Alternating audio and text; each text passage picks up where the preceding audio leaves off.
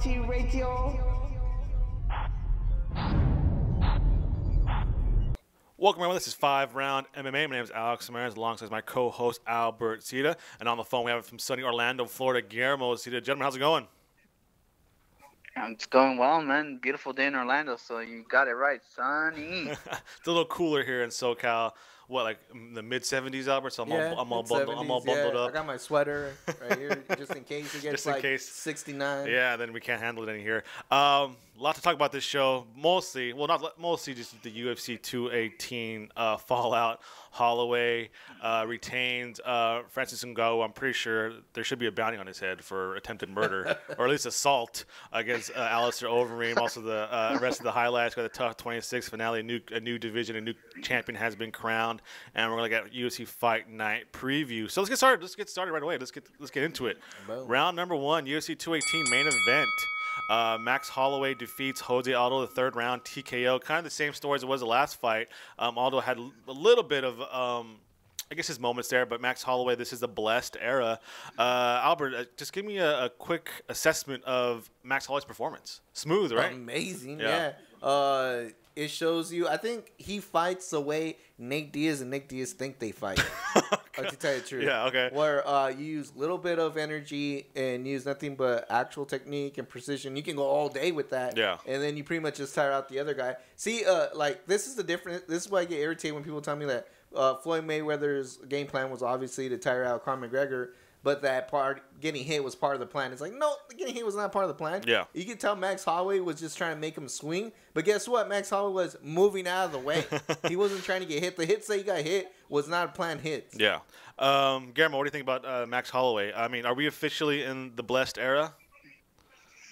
Well, I mean, first of all, he has a great song coming out with the Champagne Poppy, Drake coming out, which goes perfect with the blessed era. To be honest, guys, I was actually rooting for Jose Aldo because there's nothing left besides Frankie Edgar at this division. I wanted at least a third fight between these guys, or at least delay, you know? Yeah, it would have been like a cool trilogy to have. Yeah, well, I mean, I just felt like after Frankie Edgar, there's really nothing for Max Holloway to prove in the featherweight division. But then he talked about it after the fight. I mean, I'm impressed. It is the blessed era. He's young. He's no doubt above and beyond everybody else in this featherweight. And Frankie Edgar's that last test. But I just sent you guys, right before you guys called me, Instagram little forward from the notorious one of Max Blessed Holloway in a wheelchair. So if you're talking about what's next, I think Conor McGregor sees someone that's active, someone with a mean streak, and someone that probably the one that took him closest to a legitimate loss. I mean, he lost to Nate Diaz, but that was out of his weight division, the weight class and everything. But yeah, at 145, Conor McGregor's prime, the guy that took him the distance. And to be honest, Max Holloway is 100 times better than the last time Conor faced him. Yeah. So it'd be interesting, man, if that does develop. Or maybe Conor McGregor just trying to get a free trip to Hawaii from the UFC, right? Yeah, I'll fight Max Holloway. But let's make it in Hawaii, and you guys pay for my airfare, hotel, all that stuff. I don't mind doing promos and all around the islands of Hawaii.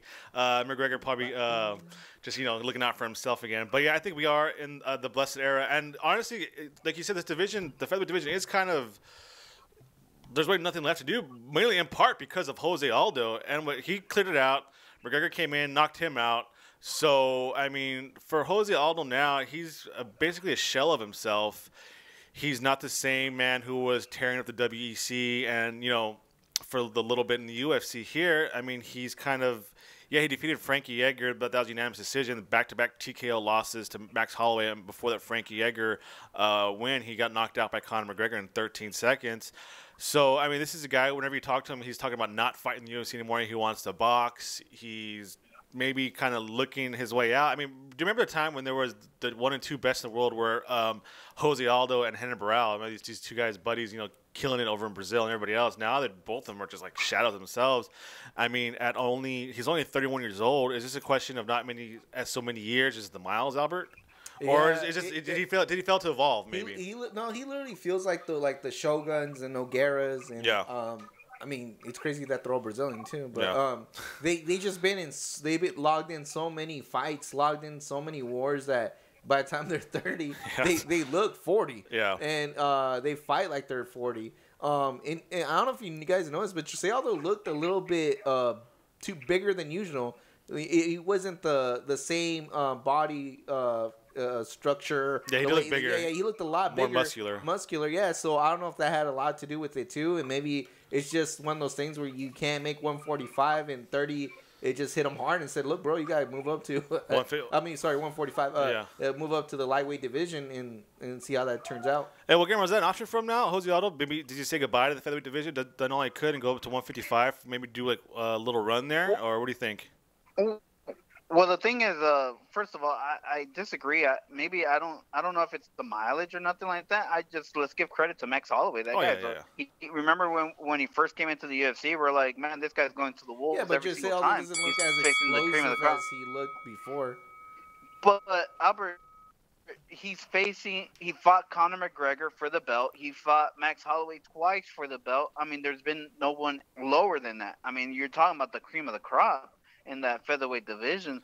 I mean, it wasn't until Renan Barão was facing lower ranked guys that we were like, you know what? This is the end of Renan Barão. I don't think we're there just yet with Jose Aldo. I mean, like, let's see him. And he beat Frankie Edgar, who's the number one contender in the featherweight division. Yeah. So let's not right away disregard Jose Aldo. Think about his 3 losses.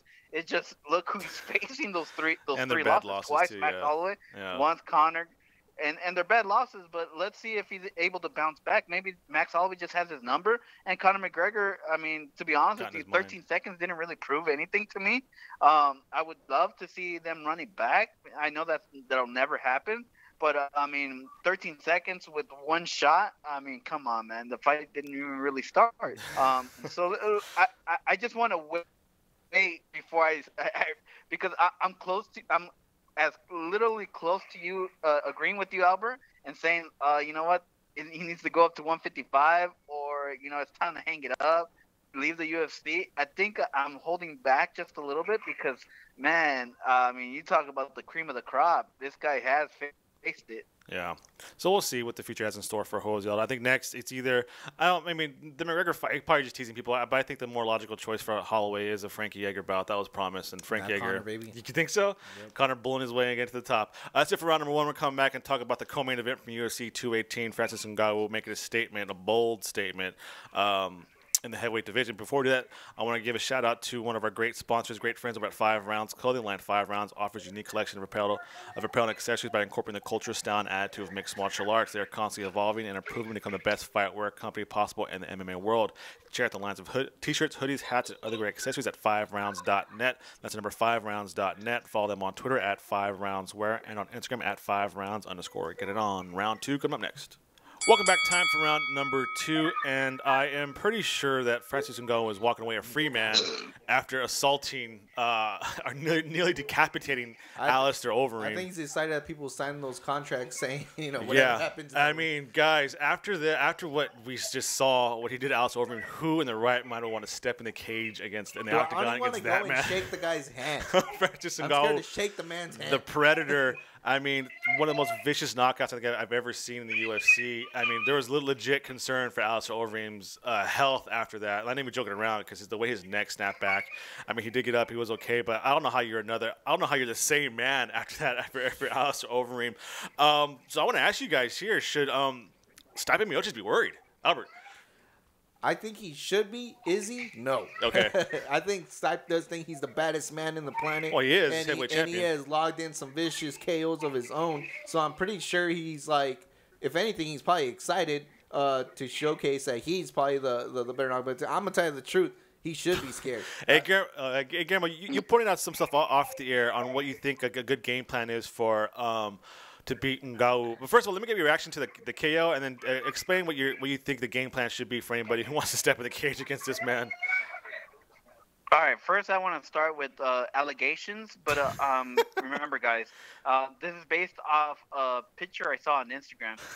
There's a picture of Ngannou in 2011, I want to say, and we're in and he's like skinny, right? Really, really skinny, and it's the whole Alistair Overeem transformation, right? Yeah. Because for the longest he was being accused of performance-enhancing drugs, and then they had a picture of him yesterday, 2017, and I mean, you're talking about like a huge amount of muscle difference. Yeah. So I'll just throw that out there, just so if you guys want to check that out after the show and everything. Yeah, I do want to check it out. But you know, but let's give credit where credit is due. Man, Ngannou is a beast. I've been calling it for like the longest, you know, and I always wanted to avoid Derek Lewis versus Ngannou, but Ngannou is in another level. I mean, Derek Lewis wouldn't even stand a chance. I don't think nobody stands a chance. I think the only chance is Stipe Miocic, because even, I'm even scared for my boy Cain Velasquez, to be honest with you guys. But given what I saw yesterday, it reminds me of Junior Dos Santos. And everybody knows what the game plan was for Junior Dos Santos. Cain Velasquez exposed it. And the people that are going to be the most successful against Ngannou are the ones that are going to be able, what Cain Velasquez did to Junior Dos Santos, which is push him against the cage, don't let him with his power shots, and take him down if possible. And let's see him in the championship rounds, in round 4, round 5. Is he still going to be the explosive guy? Because we saw Junior Dos Santos, yeah, he still had shots in, but they weren't as powerful in round 4 and round 5. So, given that said, I'm not too worried about Stipe Miocic, because if he has a great game plan, I think that's the only person that exists right now that can take down Ngannou. But this is the best matchup you can possibly give Stipe Miocic in terms of money fight in the heavyweight division. There is no other matchup that's going to freaking headline. I mean, you could put this UFC 300 and I would freaking buy it. Stipe Miocic versus Ngannou at this point. And, you know, right now, and we're 218 or whatever, and let's say July, whatever, the biggest card of the year is usually the July card. I mean, if you put that as the main event, I am buying. Yeah, I think that's 100%. What Dana White versus Ngannou. Yeah, Dana White did say that he's at this target date for this heavyweight bout, Stipe Miocic versus Francis Ngannou, the International Fight Week in July, which kind of makes sense. I mean, give him time to recover a little bit, promotional tour. They do the whole press conference leading up to that, so I think that's gonna happen here. As far as Ngannou, his only loss was a decision loss. Yeah, and back when he was fighting in France. So all of his fights have been knockouts in the UFC. He's never got out of the second round. So it's interesting to see how he does in championship rounds. I mean, we know what Stipe Miocic is. He's an athlete. He has knockout power too. But man, this is on a different level, especially the way. Well, keep in mind, also Overeem rocked Stipe when they fought. So. Yeah. So you're just saying, kind of like, is it the delaying the inevitable? How many times Francis's division to take? How many times did Junior Dos Santos rock Stipe Miocic? How many times did Junior Dos Santos rock Cain Velasquez that we were scared for them? I mean, like, you just got to get through it, you know? But can you get through it? Yeah. Can you survive? He just said that, right? Yeah, and then for all intents and purposes, I think Alistair Overeem is okay. He was sitting on the stool. And they brought the stool like by the referee, right? I was like Overeem's reaction to everything. Like he doesn't care. I'm all right. Yeah, he's all right. I just got knocked out. I'm cool. That's it for round number 2. We're going to come back and talk about the rest of the UFC 218 card. Before we do, I want to talk about one of our new sponsors, one of our at Mobilitas. Mobility Tools, the best mobility tools on the planet. Durable, portable, manufacturer release products designed with more grip to help you improve performance and recover faster. Visit yourjoint-shouldn't-hurt.com for more information and shop their great lines of products. They're also on Instagram at Mobilitas. Like them on Facebook, and visit youtube.com/yourjoint-shouldn't-hurt for great tutorials on how to stay healthy and get the best workout possible. Round 3 coming up next.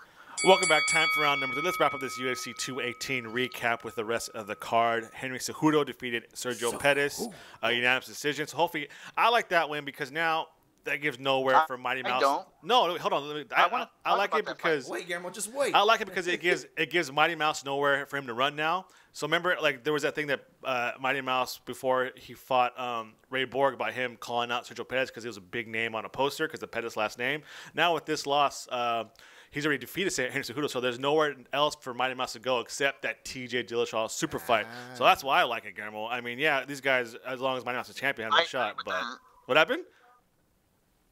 I said I agree with that. Yeah. That, it sets up the T.J. Dillashaw fight, but I mean I know Albert was all up on Henry Cejudo, but it just showed me yesterday that he's not ready. Oh yeah, of course. He But hasn't mastered that stance. You know what I feel? You guys ever seen that meme of that white kid like having all his veins popping out? oh yeah. I feel like only mine would say like when It's been 5 minutes. You haven't talked about Henry Cejudo. Yeah. Of course, the fight everyone was talking about, Eddie Alvarez versus Justin Gaethje, a vicious knockout from Eddie Alvarez. Real quick, is Eddie Alvarez even back in the title picture after this win, or is he just kind of? Nah, I don't think his performance was enough to give him a rematch. Well, it's not going to be a rematch. It's probably going to be against El Cucuy. Yeah. Just because was it an exciting fight? Yeah, but I didn't see anything. Honestly, I think Dustin Poirier should get the next shot El Cucuy rather than Eddie Alvarez. I'm being Didn't he dead call honest. out? He called out the winner of this match, so maybe he wants a rematch with Eddie maybe have a Alvarez. title So eliminator. That's yeah, fine. what do you think? You like that Eddie Alvarez versus Dustin Poirier? Run that back again? Well, yeah, I was gonna say, given what occurred the last fight, I think you got to run it back between Dustin Poirier But you can't just and make El Cucuy Eddie Alvarez. It only makes sense. The Yeah. boogeyman needs the. Well, that's what Conor McGregor's there for, bro. And Well, I mean, go the ahead, Guillermo. Boogeyman still has a couple. I said the Boogeyman still has other potential matchups besides Eddie Alvarez and Dustin Poirier. Yeah. But I mean, you got to run it back. I wasn't impressed by Dustin Poirier, and I wasn't impressed by Eddie Alvarez. So put those guys in a title eliminator. And I hate to say this, but the Karate Hottie is on a 2-fight losing streak. She got choked out by Rose Namajunas, and then she just lost on UFC 218 a decision unanimously to Tecia Torres. I'm not the hugest fan of Tecia Torres. I think she is so far a decision machine in the UFC, and I don't think that's really going to help her get a title shot. What do you think, Albert? You've been a fan of her since Yeah, like, day I've been one, a right? huge fan, and I think it does because I don't know if you know this. She has a rubber match with Rose Namajunas that she has to settle with because she won the first one. Rose won the second one. You got to run the third one to get the tiebreaker in there. Yeah, she does. So that alone, I think she's in title contention. Yeah, she does have one submission victory. That's her last one over Juliana Lima. But other than that, it's all decisions all the time. Of course. Which is cool, I guess. I'm but, starting to love decisions. decisions, yeah. So we'll see how it goes. And as far as Michelle Waterson, I'm pretty sure she's fine. The UFC. Well, it was two tough opponents. Yeah. One's a champion. One was a former Invicta champion, right? Well, Rose Namajunas. Oh, watch out! So you give Michelle Watterson that praise, and Yes. Jose Aldo, you already want to send him Yeah, I to want the- him in a different way. Well, I don't want to see Michelle at 125. Well, obviously, I mean, I'm saying Michelle Watson is fine because I think the UFC likes her for promotional And I'm saying promotional she's fine skills. because it's so too high. she's not going to go anywhere. She's still going to be involved in the commercials and posters and stuff like that. I mean, yeah, maybe they'll give her a kind of easy fight the next round and I'll just get a winner or a belt. Because obviously we know who the UFC likes. Like no matter how many times Sage Northcutt loses, we're still going to see him in the Metro PCS commercials, right? course. So and Paige. yeah, and Paige, too, and I'm pretty sure And that would never change the Metro Yeah. PCS regardless. regardless. What I of don't get is Luke Rockhold gets a lot of airtime, but he has beef with Dana White. Well, he does a part-time model, remember? So that's how. You can't deny the looks, Guillermo. Yeah, you can deny the talent, but never the looks. Yeah, I think he's actually a model and fights on the side. Actually, right? Is that what he said? He's my side income is fighting. My main income is modeling. He Exactly. said. So He was a millionaire matchmaker for a reason, Guillermo, Yeah. and it wasn't because of his fighting. overall, this was a pretty violent card. There's are quite a few TKOs. Not that many. There's 1, 2, 3, 4 decision victories here. Was it the Detroit violence getting everybody, Albert, or what? Yeah, it's that Detroit air. Yeah. Which I think It's the water, right? Don't drink the water. I think UFC's doing some WWE stuff because I saw a lot of empty seats. Oh, really? During the pay-per-view. They're Unless camera they're all, angles. Unless they're all going to the bathroom. Yeah, at the same time. Anything from the undercard you want to talk about? Paul Felder, Davisha Charles Oliveira, Yancy Medeiros. Go ahead. Yeah, 5 seconds, Memo. I was gonna say that Yancy Medeiros? I can't even Medeiros and Charles Oliveira. Alex Was it Oliveira. Charles Oliveira. Yeah, Alex Oliveira. Alex Oliveira. Cowboy, man, that was a brutal first and second round, and crazy how he finished. Yeah. I'm actually impressed by Yancy because that's 2 times where we kind of, well, me personally, I kind of like, oh, who is this guy? He's gonna lose or he doesn't have to stand a chance, and he's proven me wrong twice. I'll be cheering for him next time. Yeah, that's it for round number 3. We're going to take a small break and come back and talk about the TUF 26 finale recap. A new division has started and a new champion has been crowned. Before we do that, let's talk about a brand new sponsor, Girl Gang Raps. Girl Gang Raps was created for the girl that practices martial arts but also likes to make a fashion statement. It's fight gear for fight babes, fight like a girl, and badass apparel. They actually debuted a new line of hand wraps. It was really kind of cool, actually. Check them out on Instagram at Girl Gang Wraps. Also, shop their great lines of products at girlgangwraps.com. Give them a follow and use promo code GGFG to get a discount. Let them know 5RoundMMA sent you. Championship rounds coming up next. Don't go anywhere. Welcome back. Let's enter the championship rounds. On Friday, the UFC Tough 26 finale took place, and I'm not going to lie, I wasn't really up to date with this Ultimate Fighter season, but Nico Montaro, shame. Better get that right. Yeah, the new UFC's flyweight champion defeated Roxanne Modafferi, which is a great, actually, it was a really good fight, actually. I think this unanimous decision victory for Nico. It was a great fight, great performance. What do you think of it, about Albert? Yeah, it was a very exciting fight. The only thing that, I mean, I hate to be the bearer of bad news. I didn't see a superstar, though. I did not see a superstar. Yeah, that's my point. As far as the champion. But I think it was a very entertaining fight. It went back and forth for a little bit. And for the most part, I think the whole card was pretty exciting. Yeah, well, what kind of got me, especially when they announced that this roster for the Tough season, was a lot of the win-loss records for a lot of the fighters. It was very rough. Very, very rough. Like Roxanne, she's a veteran, but she's 21-14. Yeah. You know, and then Nico's 4-2. Who I think the standout star who they want to be on this card is Rochelle Ostovich, and she's only 4-3 now. 4-3. So it's like you kind of want to see these. I'm so used to UFC guys coming in already with like, Maybe a couple losses. Yeah, or even like a long career. yeah. But this isn't. I guess this is kind of a new division for new fighters. But a lot of them have kind of been around. But I'm just gonna give it the benefit of the doubt. Do you think maybe it should have? They maybe have all these fighters fight for a couple more years and like Invicta and then absorb it, or do you like the UFC bringing in fighters with 1-2 records, 3-3 records? I mean, I'm actually a big fan of adding weight classes. Yeah, it's just tough when it's like this. If you look at the whole spectrum of the girls that competed, yeah, and you look at the records and see there's not that much actual women there. Yeah, it's a tough call, but I don't know.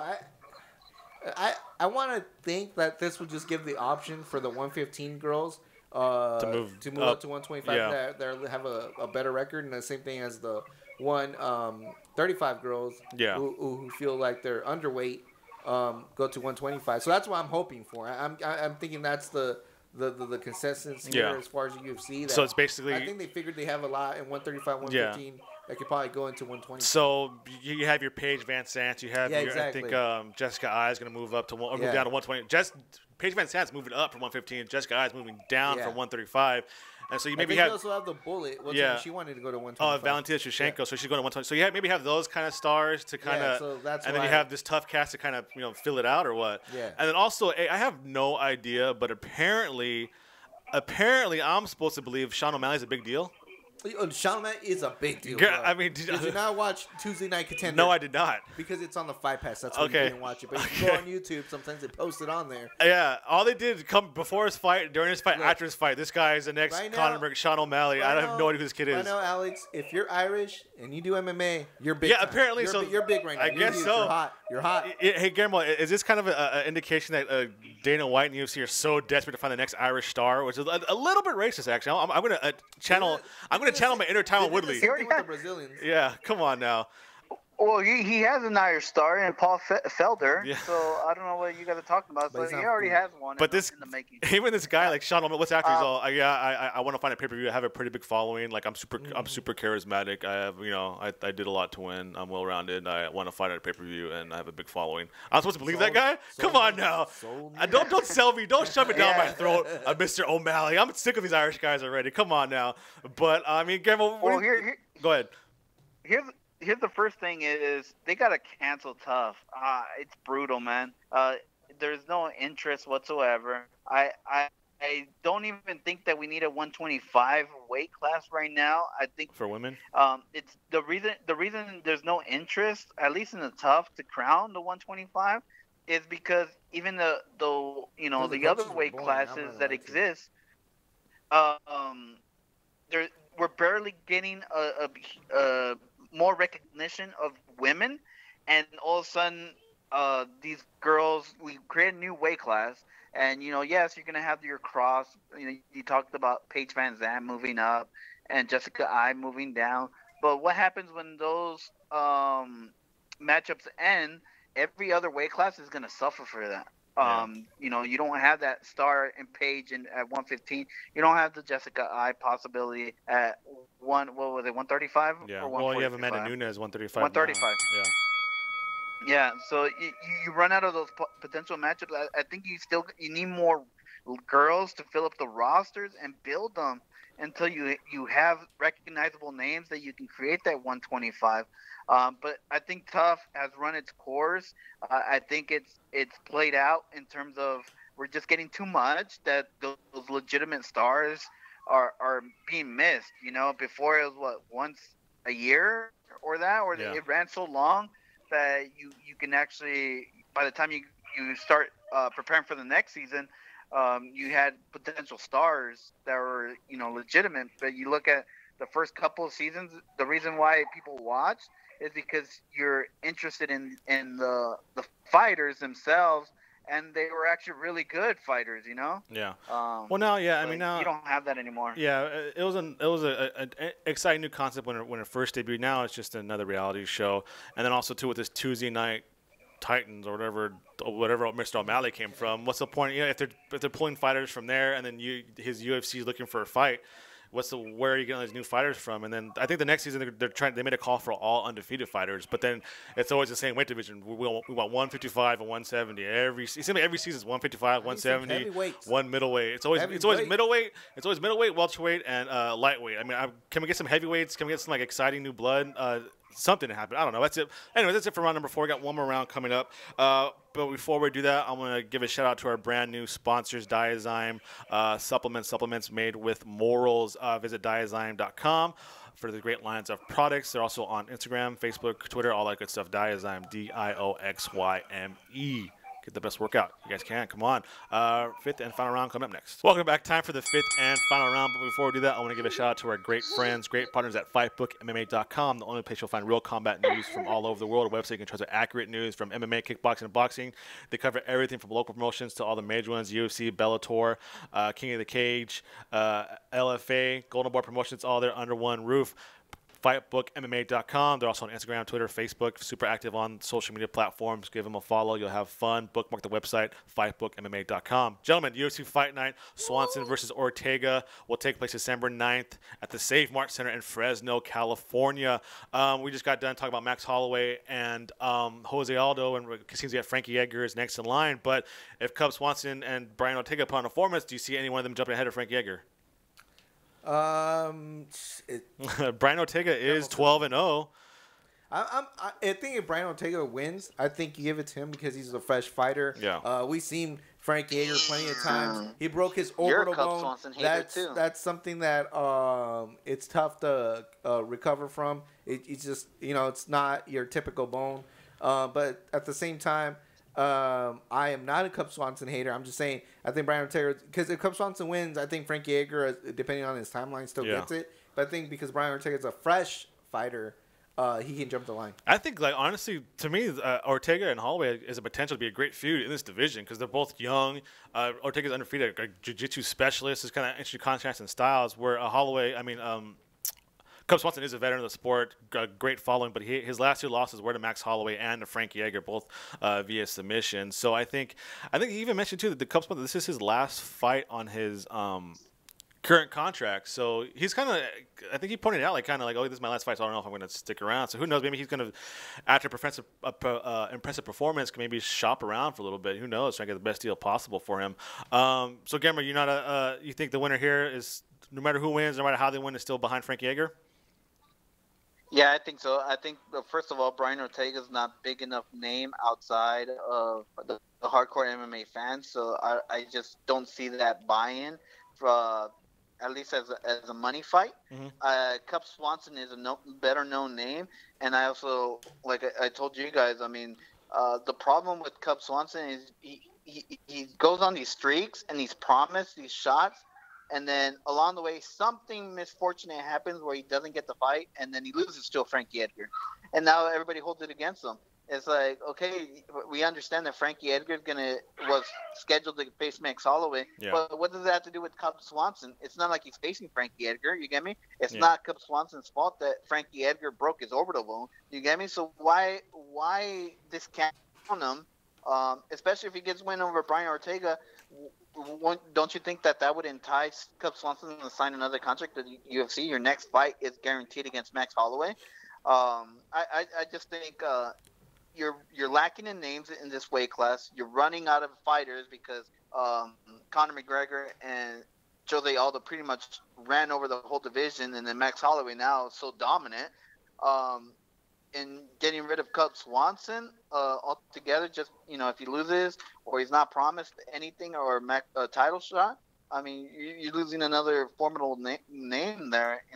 And he has a big showing. Like, people actually love to see Cub Swanson with his unique fighting style, and he has a good fan base. So I just wouldn't discredit him like Albert is. I'm not discrediting him. I'm just saying I don't think he can jump the line with the win. All that just to stab well, you. Well, I told you he's not fighting Frankie Edgar. So what does that have to do with anything? Yeah. So I think this is a pretty an important, crucial bout. I mean, I think at least for that, anyways. I think also on the card, I didn't see who else was on the card. Actually, it wasn't too notable names didn't pop out on this card, but the main event is certainly worth checking out, I think, anyways. But we'll see. I think either one of them have a legitimate shot at a title. I think they're top 2, top 3 in the division. So, you say something, Guillermo? Oh, no, sorry. Also, Marlon Moraes, after he called out Jamie Rivera, they gave him Aljamain Sterling, which is kind of funny. Remember it? You beat John Dodson. No, you're going to fight Aljamain Sterling. Alexis Davis versus Liz Carmouche is on this card, the featured prelim bout. And then Carmouche. Yeah, that's about it. How much time we got, Albert? We got 15 seconds. 15 seconds. You know what? I'm going to call it right now. So that's it for round number. Actually, you know what? One more shout out too. Check out our good friends, the Dos Leprechauns podcast over at Dos Leprechauns. They're on Facebook, Twitter, Instagram. They're on there. Notre Dame football, professional wrestling, mixed martial arts, sports in general. Leprechaun Jason, Leprechaun Nate. Go give them a follow. Tell them 5RoundMMA sent you as far as us. Keep up to date with us on Twitter and Instagram at 5RoundMMA. Like us on Facebook. Subscribe to us on Apple Podcasts, Podomatic, and YouTube. And visit 5RoundMMA.com. Albert, what do you got? If you're looking for something to binge on Netflix, I highly recommend a show called 3%. It's Portuguese since it's a Brazilian-made show. It's from the guy that made City of God. Mm-hmm. Really good show. Oh, yeah. The cream of the crop. You are now listening to Afro Mighty Radio.